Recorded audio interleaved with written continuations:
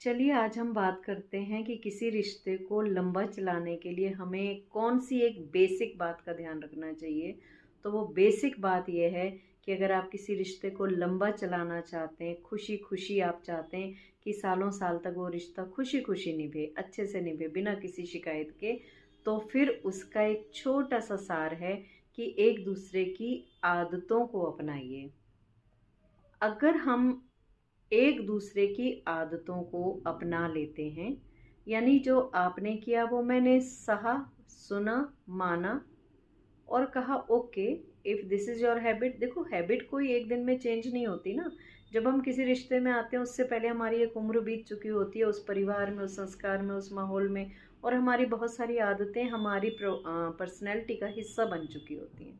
तो ऐसे में ये तो नहीं हो सकता कि आप उस रिश्ते में आए और रातों रात और आपने कहा जी तुम तो ये छोड़ो, तुम तो यहाँ गलत हो, तुम्हारा ये तुम्हारा वो। नहीं हो सकता ना। तो जब जो हो नहीं सकता उसको सुधारने की बजाय क्यों ना अपना लिया जाए। ठीक है, बाद में एक उम्र का एक पड़ाव आता है कि जहाँ आदमी धीरे धीरे उन चीज़ों पर काम कर सकता है, उसमें 19-20 घटा या बढ़ा सकता है। लेकिन ऐसा तो नहीं हो सकता कि चूंकि मेरे पार्टनर को ये चीज़ पसंद नहीं है तो बिल्कुल भाई छोड़ो, इसको आज से छोड़ दो, ये तुम्हारी आदत मुझे कल से दिखनी नहीं चाहिए। किसी रिश्ते को निभाने के लिए ये सब चीज़ें दूसरे पर हावी होकर आदेशात्मक स्वर में बात करना, कि ऑर्डर मतलब ऑर्डर टोन में बात करना कि नहीं नहीं ये गलत है, तुम तो ऐसा कर ही नहीं सकते, तुमने ऐसा क्यों किया, तुम्हें अगर ऐसा करोगे भाई मेरे बस की नहीं है, मैं इस रिश्ते को नहीं निभा सकता या निभा सकती।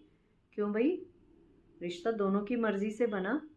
तुम्हें कुछ आदतें पसंद नहीं है, तुम अपना लो दूसरे की, उसे पसंद नहीं है वो अपना ले, और दोनों बैलेंस कर लो, तो क्या दिक्कत है। आजकल रिश्तों में बहुत ज़्यादा ये बात हो गई है कि जो मुझे पसंद नहीं है वो तुम्हें छोड़ना ही पड़ेगा। ऐसे कैसे रिश्ते चलेंगे।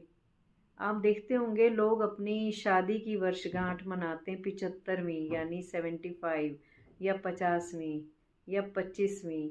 तो क्या उन्होंने अपनी शादी यानी रिश्ते के 25, 50 या 75 जो साल एक साथ गुजारे होंगे, क्या उन्होंने ऐसे हवा में गुजार दिए होंगे।